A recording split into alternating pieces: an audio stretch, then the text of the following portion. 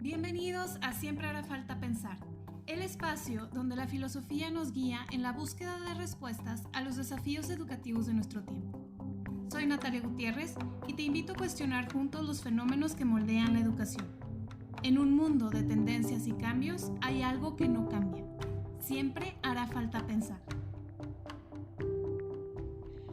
Bienvenidos a un nuevo episodio. Estoy muy contenta de tenerlos aquí de vuelta porque el día de hoy vamos a hablar de un tema que en algunos lugares es hasta tabú, pero es importantísimo. Y es la cuestión de si es necesario que el alumno ponga de su parte en el proceso educativo. Quiero partir de una pregunta. ¿Cuántas personas se tienen que esforzar para que un alumno aprenda? Siempre hablamos del maestro, a veces de los papás, pero nos da miedo responsabilizar a los alumnos.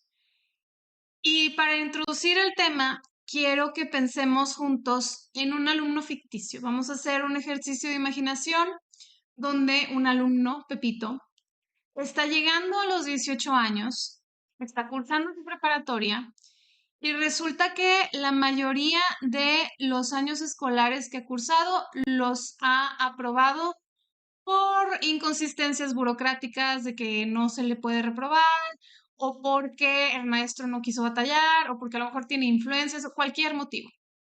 Pero el caso es que el niño no desarrolló cosas que tenía que haber desarrollado. Tiene un comportamiento difícil en clase que distrae a sus compañeros y su aprendizaje ha tenido huecos importantes en habilidades básicas.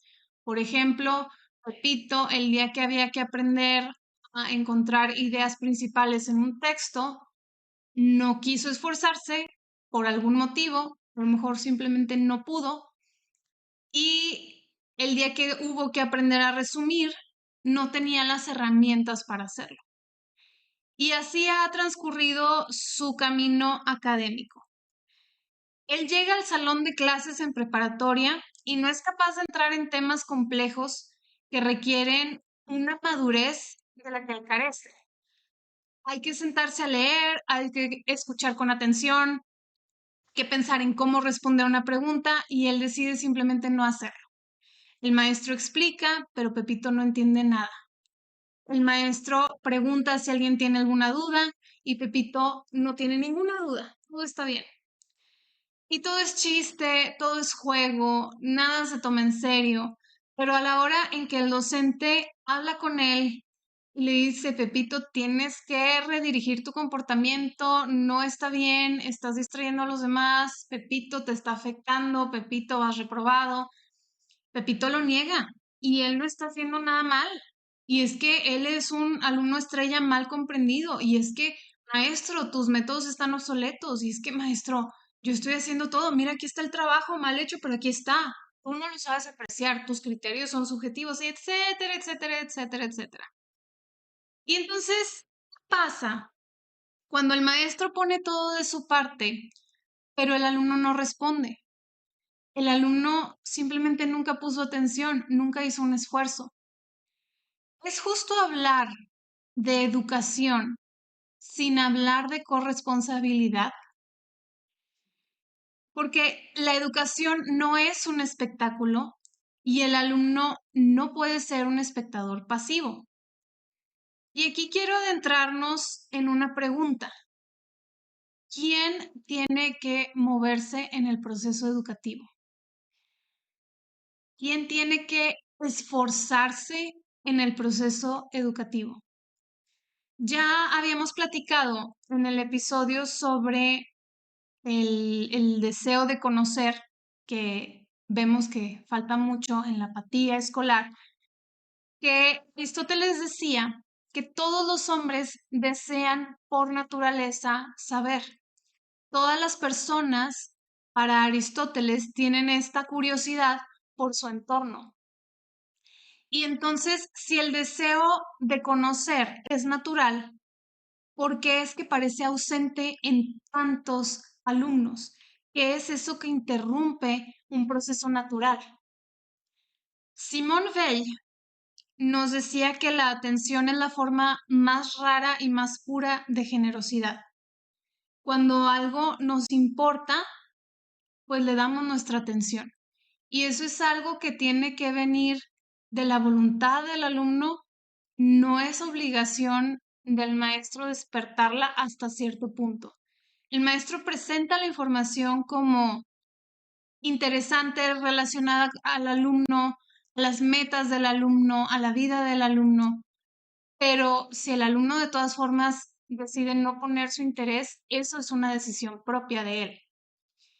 Entonces, el acto de aprender exige una decisión activa, una entrega interior.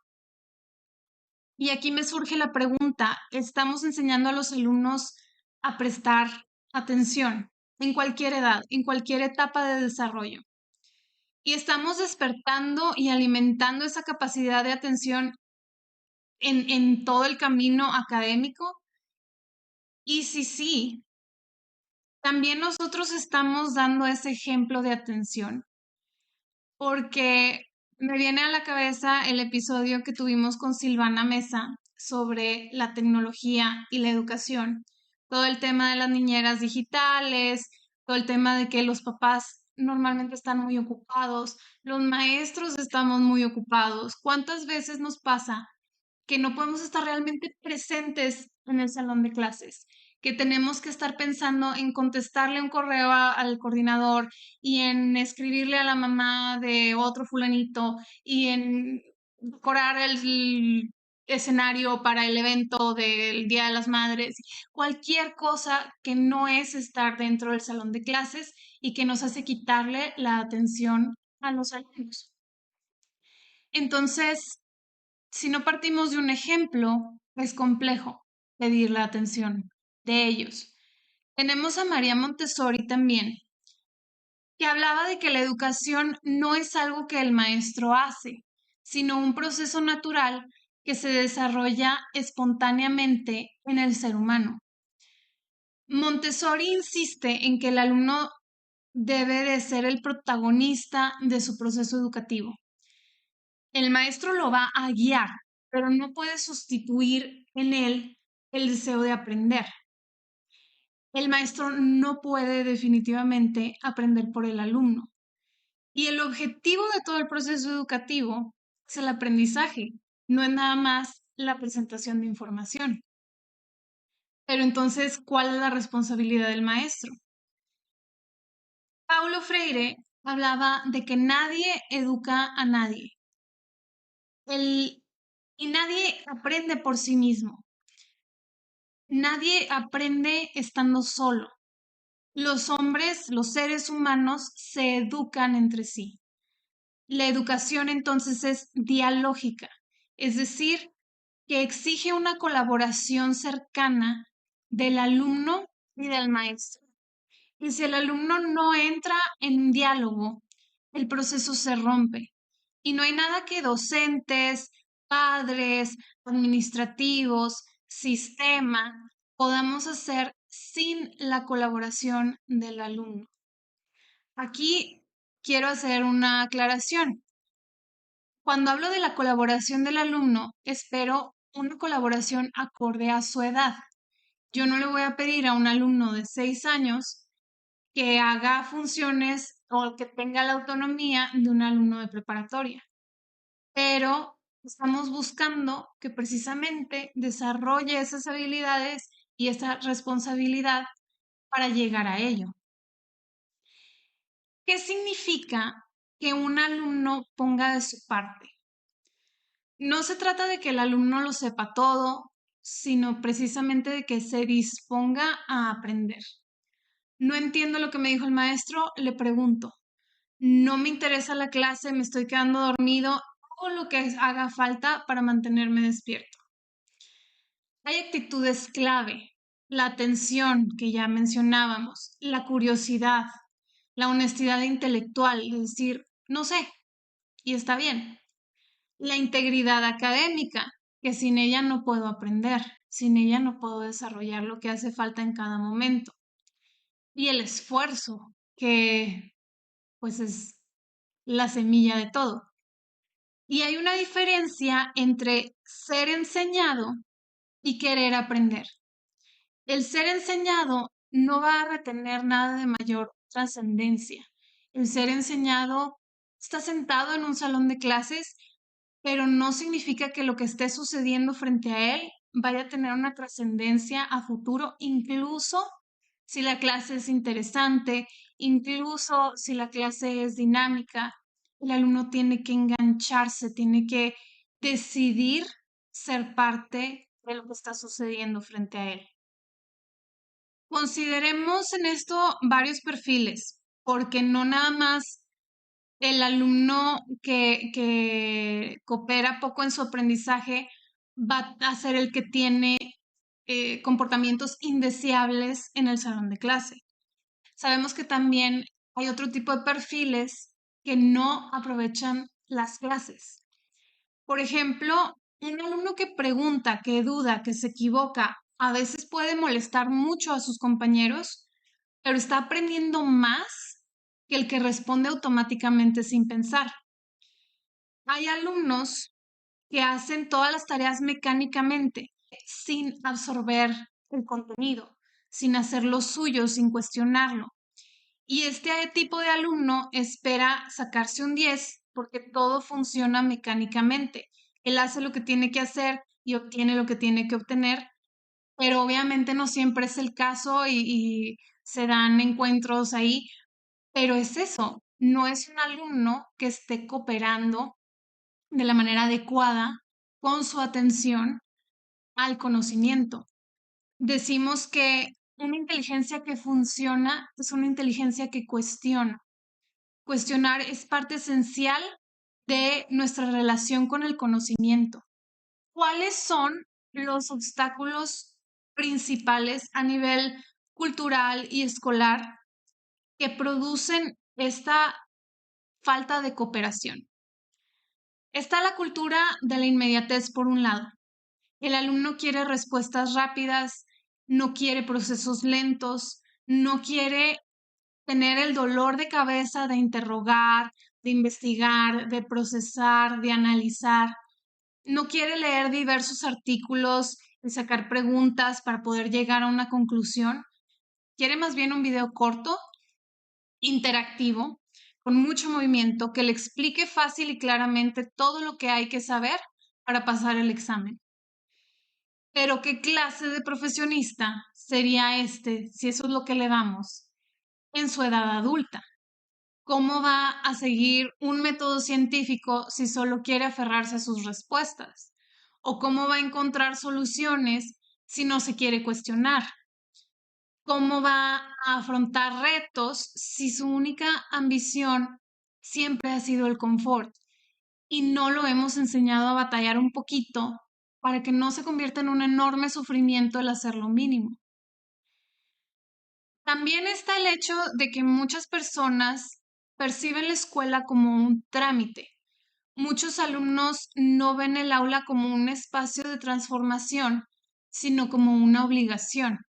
Tengo que pasar mi infancia en una escuela porque sí. ¿Qué voy a sacar de aquí? Nada, porque la escuela ya no sirve de todas formas, porque, etcétera, cualquier cosa que hayan visto en redes sociales, pero hay esta visión de que la escuela no les sirve y entonces ellos nada más tienen que hacer lo que hay que hacer para pasar y se acabó. Y eso, el mínimo esfuerzo, no sé si les ha pasado, pero cuando yo tenía que sacar una calificación en un examen para pasar, no sé, en alguna materia con la que batallara, para mí era imposible estudiar para un 7 y sacar un 7, o estudiar para un 8 y pasar el examen. No, no había manera para mí de estudiar para un mínimo esfuerzo. O estudiaba bien o reprobaba, y reprobaba bien. Entonces, eh, eh, no promovamos eso en ellos. Ah, mira, para que pases la materia te tienes que sacar 7.5 y ya no te vas al extra. No, enseñémosle que tienen que dar todo, porque tienen que aprender todo. No todo en cuanto a contenido, pero tienen que aprovechar sus clases, tienen que verlas como una oportunidad de crecimiento, de aprendizaje, de desarrollo, no como un obstáculo en su camino del que tienen que deshacerse lo más pronto posible. Tenemos otro tema que es la falta de hábitos y ese yo considero que es de los obstáculos más grandes. Si el alumno no tiene hábitos de estudio, de reflexión, de lectura, entonces el aprendizaje se va a volver, en el mejor de los casos, muy superficial. Se va a convertir en una lucha. Va a sonar muy controversial para algunos, pero los hábitos de estudio se desarrollan desde la primera infancia. No quiere decir que hay que poner a los niños de preescolar a hacer tarea toda la tarde o a memorizar cosas. Me refiero más bien a que hay que enseñarles a priorizar dentro de sus horarios el tiempo de trabajo, el tiempo de aprendizaje, el tiempo de la escuela. Uno llega de la escuela, come y hace tarea para terminar con las obligaciones temprano. No deja la escuela hasta el final. El construir este tipo de rutinas es muy importante para el desarrollo de un estudiante. Y así se va a perseverar durante toda la vida académica a medida que las cosas se vuelven más y más y más complejas. Porque en kinder a lo mejor traen media hora de tarea, obviamente en secundaria van a hacer más, obviamente en la carrera se van a tener que desvelar. Y no tiene que ser un enorme sufrimiento, sino una oportunidad de aprendizaje. Y oye, es que no dejes las cosas al final. ¿Desde cuándo sabes de este proyecto? Ese día se empieza el proyecto. Buscar la manera de que ellos aprendan a organizar sus tiempos, priorizando las obligaciones académicas antes que otras cosas. Y obviamente es súper importante que hagan deporte, que tengan vida social, que vayan a la piñata de su primo, amigo, etcétera, pero únicamente después de haber cumplido con sus obligaciones académicas, porque todo lo que les estamos enseñando a priorizar les está dejando un mensaje para el resto de su vida. Cada reto dentro del camino educativo de las personas es una oportunidad de aprendizaje de hábitos que los van a acompañar en la vida adulta para ser más funcionales, para tener mejores herramientas para que ellos alcancen sus metas. Y esto es muy importante. Todo esto es para el bien de ellos. Otro obstáculo que hablábamos cuando citábamos a Morin en episodios anteriores es la fragmentación del saber. El alumno no ve sentido en lo que aprende porque no lo conecta con su vida. María Montessori en esto también escribió sobre cómo sofocamos el entusiasmo del niño por conocer su entorno al volver el conocimiento rígido.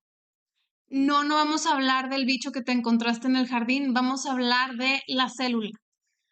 Y al final de cuentas es lo mismo, o sea, bueno, obviamente no es lo mismo, pero una cosa te lleva a la otra, entonces aprovechemos el interés de los niños cuando están en esa etapa de preguntar qué es esto y qué es aquello y qué es aquello y para qué, para qué, para qué, por qué, por qué, por qué. Es una etapa que tenemos que aprovechar, porque esa es la sed genuina de conocimiento que menciona Aristóteles, pero que muchas veces convertimos en un y tienes que leer este libro. ¿Por qué? Porque yo lo escogí y ese es el que tienes que leer. Y vamos sofocando estas ganas de saber, estas ganas de conocer, estas ganas de aprender que el mundo es interesante para ellos en ese momento y para nosotros ya no. Y aquí yo creo que la generación Z nos está demandando inconscientemente un redescubrimiento de enseñar el gusto por saber en el día a día, no como algo romantizado, idealizado, sino en el día a día yo tengo ganas de conocer más de lo que ya sé. Yo adulto estoy en un proceso de formación igual que tú, alumno. Y entonces, ¿cómo cultivar la responsabilidad del alumno? Porque al final de cuentas no es nada más darnos cuenta de que esto está mal. Tenemos que poder ayudarlos.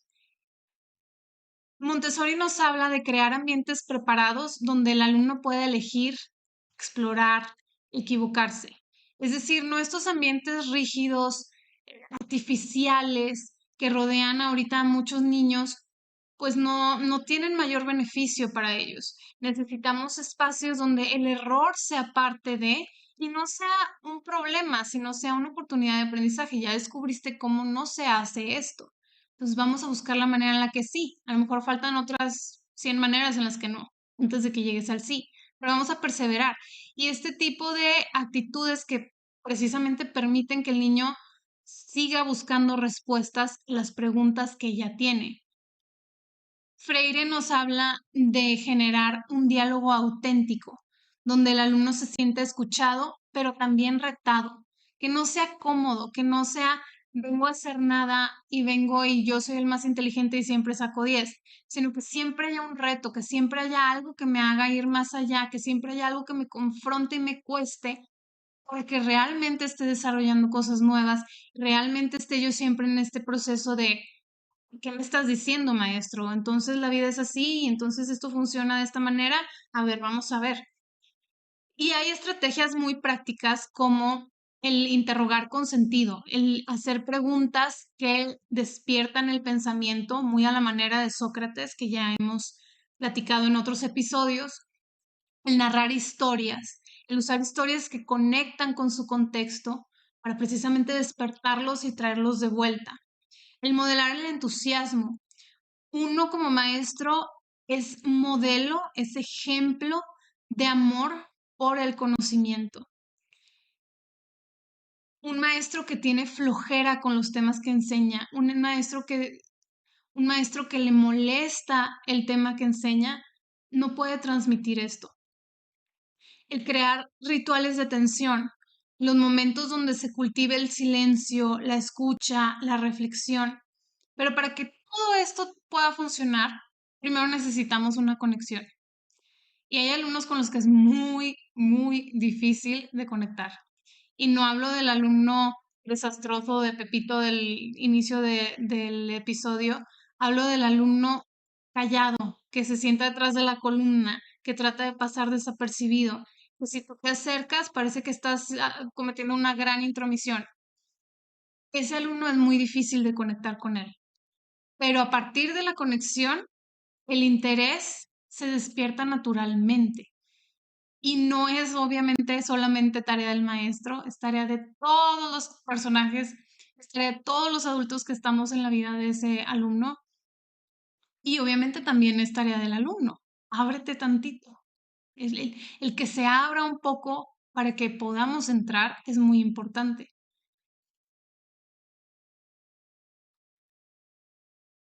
Como cierre, quiero compartir una reflexión. Creo que el maestro, si bien puede abrir la puerta, es el alumno quien tiene que cruzarla. Aprender no es un regalo que se recibe pasivamente, es una conquista que se tiene que elegir una por una, tema por tema, cuestión por cuestión. Si este episodio te hizo pensar, te invito a compartirlo con alguien que también cree que educar es un acto de corresponsabilidad. Suscríbete al podcast para seguir explorando juntos los dilemas, las preguntas y las posibilidades de una educación más humana. Y si quieres ver cómo convertimos estas ideas en contenido, sígueme en Instagram y TikTok como Natalia Gutiérrez Edu. En cada red social hay contenido distinto. Ahí seguimos la conversación con más preguntas que respuestas, pero siempre con mucho entusiasmo por conocer. Si eres alumno, pregúntate, ¿qué estoy haciendo para aprender? Y si eres docente, pregúntate, ¿cómo estoy invitando al alumno a asumir su parte? Con esto llegamos al fin de nuestro episodio.